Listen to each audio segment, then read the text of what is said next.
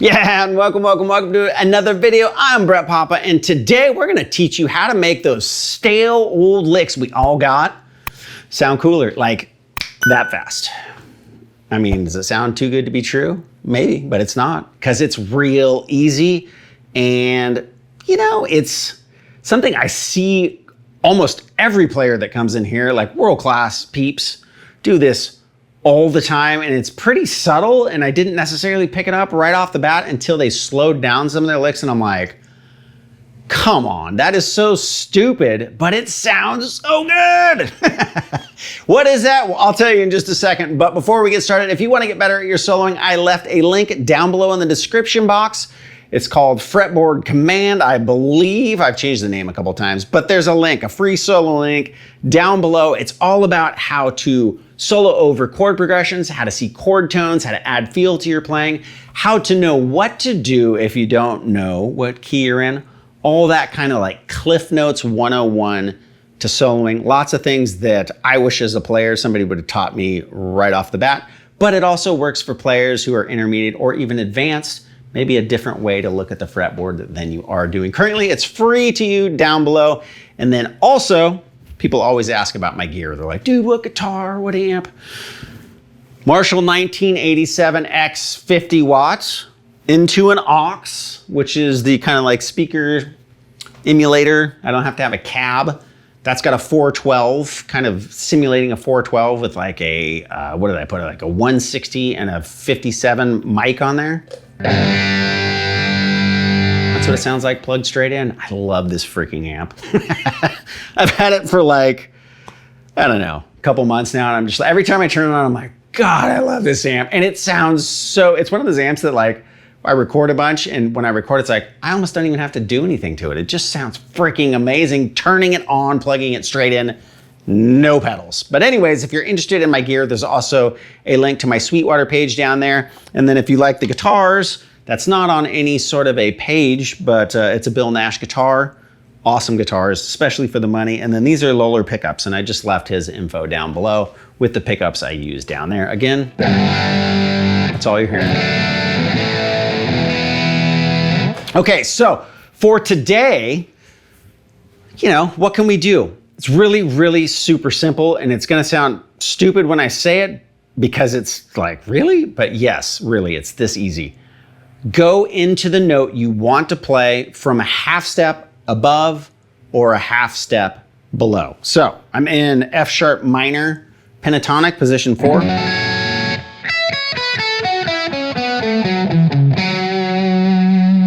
What we can do is we can start coming into the note, say I want this note, from just a half step below that note.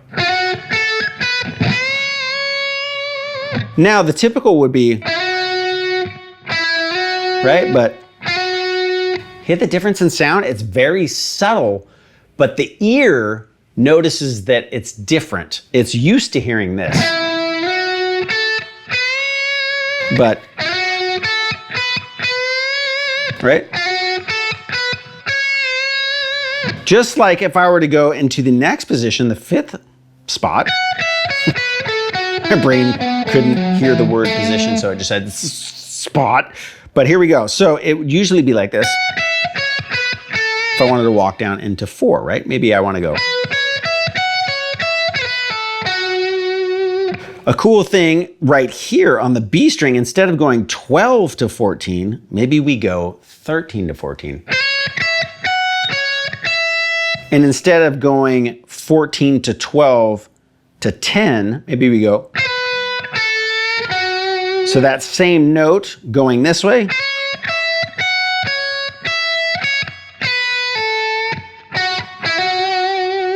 It's super subtle, right? And it may sound like, well, that's not that big of a deal. But when you start adding it to your playing and it starts to be it's like, got marbles in my mouth today. I was like, if you start implementing it into your playing, it really starts to become a really effective thing. You know who's really, really amazing at this? Jack Roush. Not only is he just a wicked player, just super tasteful, but you can see how it works slow and fast, and he does it all the time. He's the one I learned this one from, right here. Where you're taking that note in the middle. But you can slide into.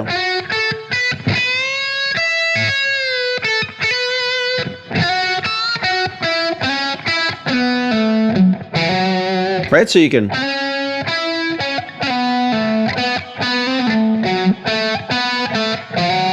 Did it right there, right? I did it right here.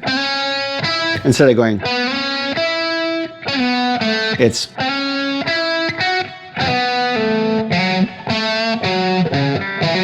Right?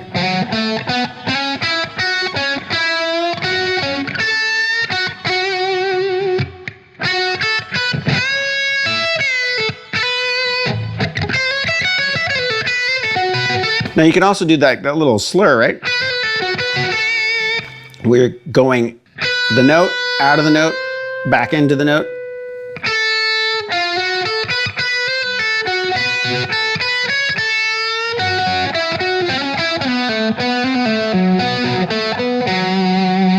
And it's really simple. It's not like you're doing a ton of stuff. There's no theoretical explanation to it. I mean, I guess you'd say it's chromatic, but there's no real, like, you got to learn a whole new shape or anything like that. Pentatonic shapes especially, or pentatonic positions, work great for this because you can just see if anytime you have a whole step, does it sound good? Does that middle note sound good to get into the next note?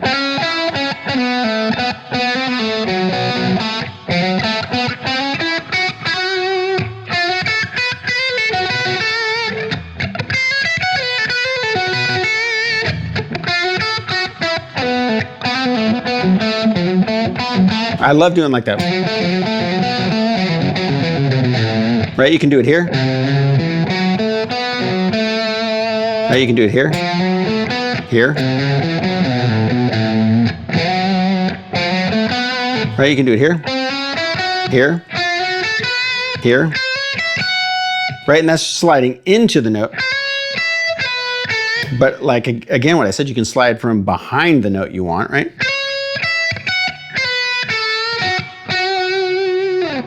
Super simple, super subtle, but it works so well, and I do it all the time. I throw it in there when I'm doing the quicker, when I'm, right, doing that kind of stuff. Now sometimes it won't be a slide, I'll just go from a note down and I'll actually pick the note. Right? So it doesn't have to be a slide all the time. You can just literally hit the note, pick it maybe. Right?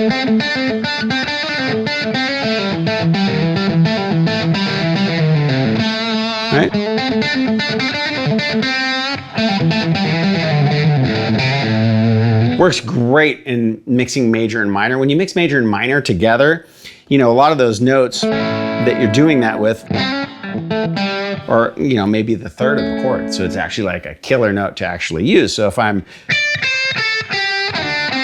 do that, then mixing major and minor going, you know, the shape would be here if I'm going down in minor. But if I add the third, I'm still sliding into that note, but now it's actually a note that's super cool to use.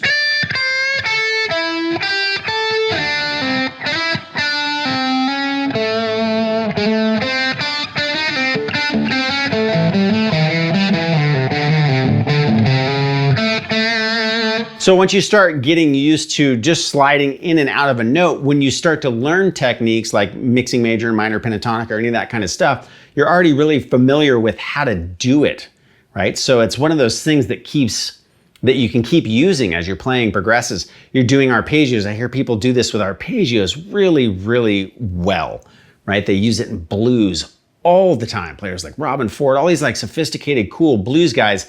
When you slow down the music and you go to listen to their solos, a lot of times what you think is a whole step is actually a half step sliding into notes. Stevie Ray Vaughan all the time, right?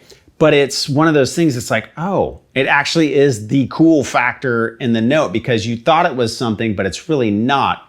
And it's that little thing that made it sound so much cooler in the end. So try that out. Now, if you liked what you saw, by all means, subscribe, click the bell. If you want to support the channel, there's multiple ways to do that. I have a Sweetwater affiliate page that has pretty much everything I use in my studio that you can get at a big box store. Love Sweetwater. They're awesome. Shipping, customer service, killer. They've been amazing to me even before I worked with them, so I can't recommend them highly enough. But also, you know, I don't get anything from the Nash guitars or the Lollar stuff. I list all my gear down below. And then the main way to support the channel is by going to brettpapa.com, where I have all sorts of courses to help you get better on guitar fast. It's not just me, it's players like myself, Jack Rouge, Tim Pierce, Mark Lettieri, Corey Congilio, Jeff Mackerlane, Robbie Calvo, all sorts of players, lots of players coming soon. Kirk Fletcher, a bunch of different people are at brettpapa.com.